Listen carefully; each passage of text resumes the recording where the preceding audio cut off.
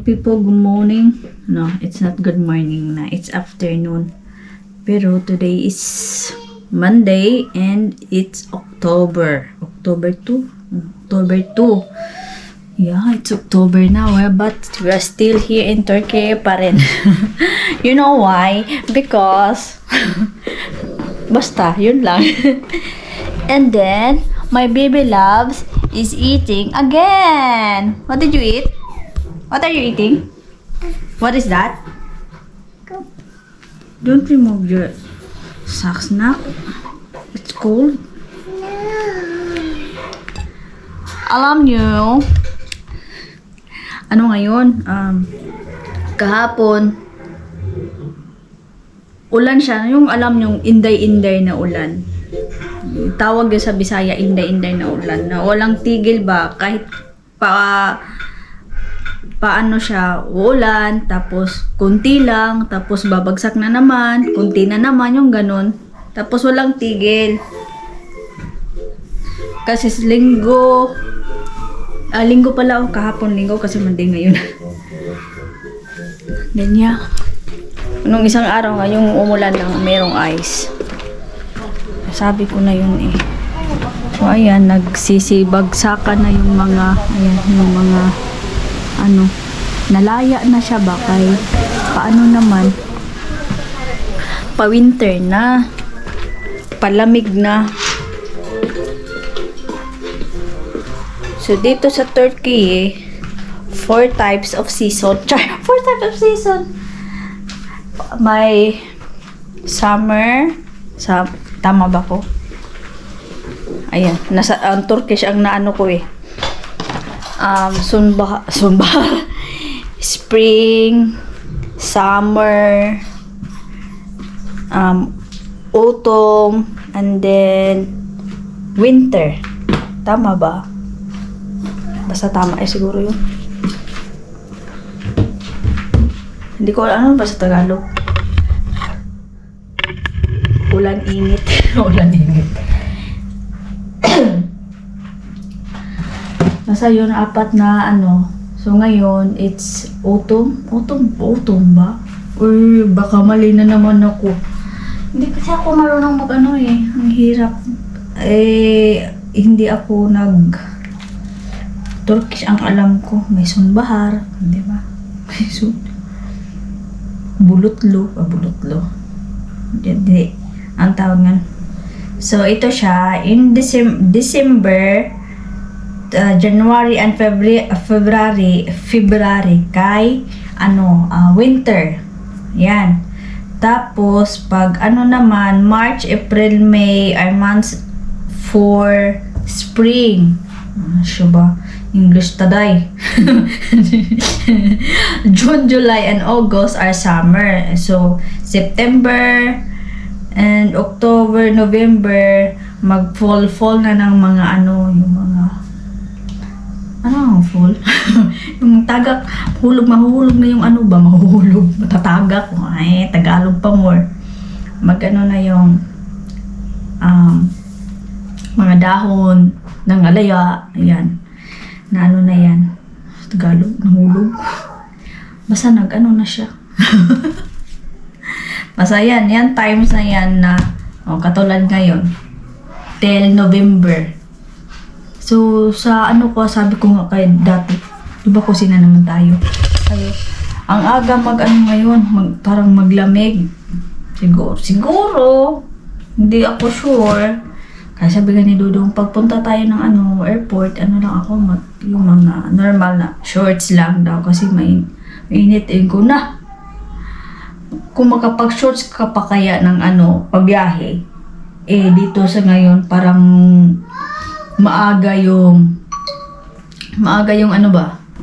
Tawag niyan? Taglamig. Sabi niya, baka tingnan natin kung anong tulad din may liwanag pero kulimlim yan sa labas. May liwanag pero kulimlim sa labas. Baday? Sa mga kaday, uy, pataka mo kaday. May bago ngayong kahit ano lang sinasabi ko. Sa WhatsApp ba? may bagong mag-message sa'yo, kahit di mo naman kilala, kahit anong number lang, di ba parang Pinas lang din. So, ang gawin nyo dyan, kapag hindi nyo kilala, wala kayong alam, block nyo na, diretso, report, yung ganun.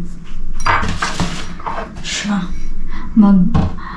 May natira palang yung nandito si Chahin, nung Sabado, may natira na tabok ka pa, hindi ako nag-filming noon, that time na yun.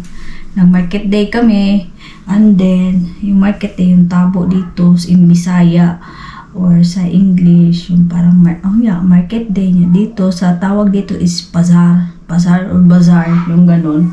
So, nakabili ako ng maraming prawns, shrimp na lang para madali.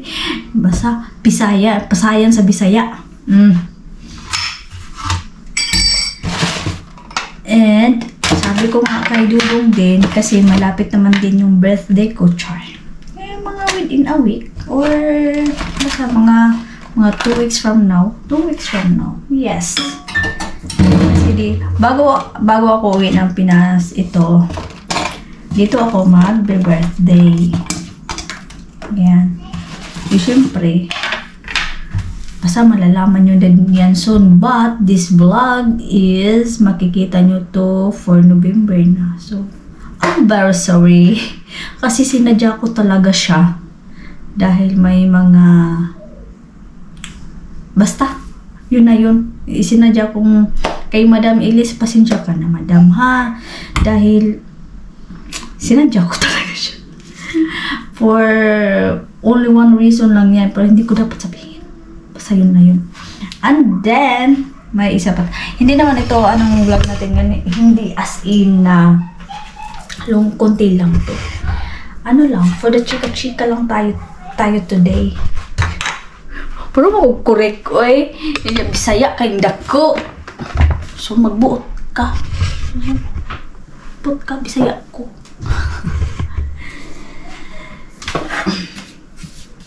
Yung market day pa, may nabili kaming ito siya. Hindi, para siyang ceramic na plastic na iwan. Basta maganda siya. Ano lang, kung sakaling may kabibilabs yan. May kabibilabs or lagyan ng mga tea, ibibilabs or biscuits, kurabi ang tawag dito sa mga... ito, nakita ko sa inyo. May nakita pa. Ito siya. Kurabi ang mga tawag dito, yung mga ganyan-ganyan. Ano to? Yung biscuit lang na sa yung mga malalambot. Yan. Kurabi ang tawag niyan. May matamis, may matabang, kahit ano. Kung para sa atin, kung alam yung may lunga, kung alam mo yun, ninyo yung lunga, pasong maliit na biscuit na crunchy sa amin, ganun din yun. Yung tatay ko mahilig niyan. Noong kapanahon na nung bata pa kami, kasi may bakery kami nga dati, di ba? So, may mga delivery, yung mga nagde-deliver na 2 motor, tapos 2 parang carton sa gilid. Hindi siya carton. Kalimutan ko ang tawag niyan. Nasa isip ko. Basta box na lang siya. Nasa box. Tapos maraming balot ng mga biscuits, tinapay, tapos ibibenta. Yung ganyan. Yung mga klase-klaseng tinapay, yun. Yun ang gawain ng tatay ko. Tapos yung may mga event dati na kasal or mga any kinds of event. Si tatay ang gumagawa ng birthday cake, wedding cake, any cakes. Anong design na gusto mo na cake, anong flavor mo na cake, basta kay si tatay alam niya yan. So yeah. So kami, ako talaga wala. Hands down ako dyan. Dahil hindi ako marunong, kumbaga walang kudigo ba? Wala akong sinulat, hindi ko siya, minsan, mali pa, di ba? Minsan, tumatawag pa ako sa kanila, turuan niyo ako, paano ba dito? Minsan lang naman. Yung mga ganyan. Yung mga butchi, yung mga donut, yan, any kinds lahat ng mga tinapay, biscuit, alam ng tatay ko. But now, hindi na siya as in, na lang, yung minsan na lang. Siyempre, tatay ko matanda na. And then, ano pa ba? Chika-chika lang po for today's vlog. Dahil wala akong, ngayon. Wala naman na. Normal days. Always normal days naman lang. Tapos, hindi kami makalabas. Hindi naman sa hindi makalabas. Siyempre yung panahon, di ba? Baka biglang uulan or something na ang tawag yan sa atin pag ganyan, subaw. Hindi ko alam sa Tagalog. Basta kung sa Bisaya, masubawan ba? Siyempre, uuwi pa naman. Hirap magkasakit pag uuwi. Naalala ko nung sa Dubai ako. So, before ako umuwi, siguro sa 4 years din kasi yun bago ako umuwi. Kasi since 2014, 15, 16, o 2017, umuwi ako. Yun sa Dubai pa. So, bago ako umuwi, nagkasakit ako. Sabi ng amo ko na buti naman, mabait naman yun. Sabi niya, bawal ka magkasakit na umuwi ka. Sabi ko, bakit ganito? Sabi ng nakakakilala ko na mga ganyan yan, Soy, na kapag uuwi ka, tapos matagal-tagal, parang yung katawan or nasa isip, kahit hindi nasa isip mo yung excitement, yung ganun. Kasi, hindi naman ako as in not as excited talaga na uwi ng Pinas. That time na yun, wala sa isip ko. Kasi yung akin lang, uwi dahil, wala. Gusto na pa ng amo ko magbakasyon kasi matagal, parang naawa sila sa akin ba. Dahil sinabi ko sa kanya, akin na lang yan ang pera, ayaw kong umuwi. Hindi, uwi ka. So, syempre. So, yun. Parang daw nag-mix daw yung sigurong emotion. Kaya daw kunting na. Pero inshallah, wag naman ngayon. Wag. Dahil uwi kami. Di ba? Pero ganun talaga eh. And, yun na nga. So, at least, sa mga ilang days ko nang hindi ko nag-filming ay nakapag-edit na naman ako. And then, nag-i-invite din ako ng mga friends ko dati na magiging ninong at ninang ng Baby Loves ko. So, it's para siyang godparents ba? Diba? Godparents naman ganun, diba? So, sinasabi ko kay Dudong o yung mga kaibigan ko dati. Bakit marami? Sabi ko, minsanan lang to. Sabi ko, at least, si Baby Loves, pag uuwi ng Pinas kung sakali man, makapunta siya doon, marami siyang mapupuntahan. Kasi pwera dito sa atin, ang mapupuntahan lang niya, lola niya, yung tsahin niya, tapos yung pinsan lang, yung ganun, iba. Sabi ko, iba.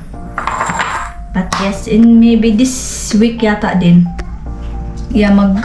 Kunin namin yung passport ni Baby Loves.